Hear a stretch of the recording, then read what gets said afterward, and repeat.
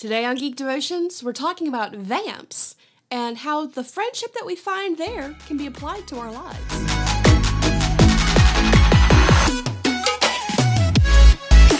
Hello and welcome to Geek Devotions, the show from Devoted Geeks who are devoted to letting people know that they are loved. Hey, if you are new here, or you're not new here, or you're just tuning in, whatever, we love you. So, even if you're like, this is a weird video, I'ma leave, just know that you're loved. I am Celeste, and this is Fangtober, which means all month long we are talking about vampires. And today we're going to be talking about 2012's Vamps. But before we get into that, don't forget to check out our Facebook, Instagram, and Twitter, as well as our Discord, our Twitch, and our website. We have different content that's happening on all of those things, and you might miss something. Speaking of missing something, did you know that we've started a new podcast? It's called The Bottom Shelf. It's really interesting. They're bad movies. Critically bad movies. Some of them are not bad. Some of them are worse than we were led to believe. I've seen things. Anyway, you should check that out. It's with our good friends Jon, Haryu, and the Dapper Man himself, Kevin Burnham. Also, next week, if you are a Shreveport-ish area devoted geek, we are having a devoted geek together. Hop on over to our Facebook page where you can find the event page and get all the information for that. Like I said earlier, today we're talking about 2012's Vamps with Alicia Silverstone, and I don't remember her name, but she's been in a lot of stuff. Okay, so our off-camera sources just got info to us. The name of that actress is Krysten Ritter, also known as Jessica Jones, which is why I was sitting there the whole time going, I know you. I like your character. Why? But in the movie, their names are Goody and Stacy, and Goody is a vampire from the 18th century in 2016 world. Stacy's from the 90s, and they pretty much just go around going to clubs and partying and dating guys and having fun. But the key thing about them is that they don't drink human blood. They work for a pest control service where they can kill rats and just get rid of them. The movie overall is a really cute movie, but if you would like a more comprehensive review, check out the review that our friend Ashley did here, or somewhere, maybe down below.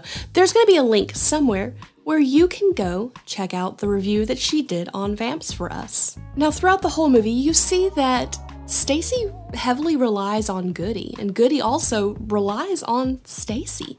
They are really good friends, and it turns out that Goody is the reason that Stacy is not just dead, she's undead. And you later find out that Goody, before Stacy came around, was, as she put it, ready to walk into the sunlight. She was done. She was ready to be done. They're both committed to living this lifestyle of not drinking human blood, and they hold each other accountable.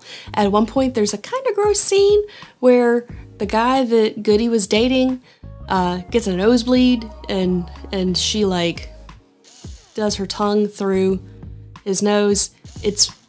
It's really bad CGI, but it's kind of funny. And then she goes to Stacy and she goes, I drank some blood, but it was like not flowing. It was just old. It was a nosebleed. And so, but you see that they have this relationship of holding each other accountable.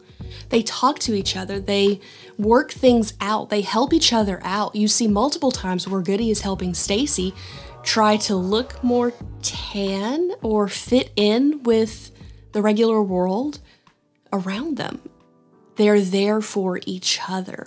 Now, scripturally, we see a great example of this in Proverbs 27:17. Iron sharpens iron, and one man sharpens another. As Christians, we're meant to lift each other up. We are meant to encourage each other. We're meant to be there for each other, but we're also meant to hold each other accountable. That's the whole iron sharpening iron thing. We're meant to go, hey, should you really be doing that? With each other. But the key is having a relationship where that is expected and allowed. You have to let somebody in close enough that they can look at your life and they can go, that's just a little bit off from what Scripture says. Have you considered changing it? Now that can be really scary, having somebody who is that close to you that can see everything, the things that you'd rather keep hidden away. But it is important to have that accountability. It's important to let somebody see all the stuff that you don't want people to see so that you can fix it and correct it. And maybe they'll see things that you don't see.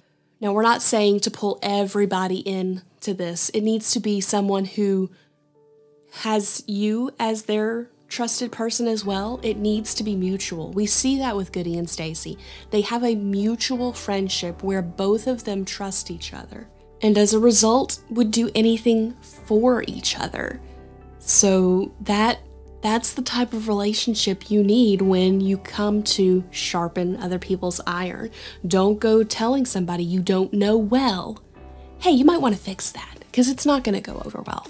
Okay guys, that was your devotion for the week. I hope you enjoyed it. Don't forget to check us out on all the socials. Also, don't forget that we are doing a Devoted Geek together for our local Devoted Geeks over at Johnny's Pizza. It's going to be fun. We're going to have Mr. John Haryu with us. And yeah, that's going to be great. I'm super excited about John being in town. It is now time for the question of the week. The question of the week is this: do you have somebody in your life that can hold you accountable? I have a couple people that I let close enough to hold me accountable, but do you? Okay guys, well with all that being said, stay devoted. Peace and love.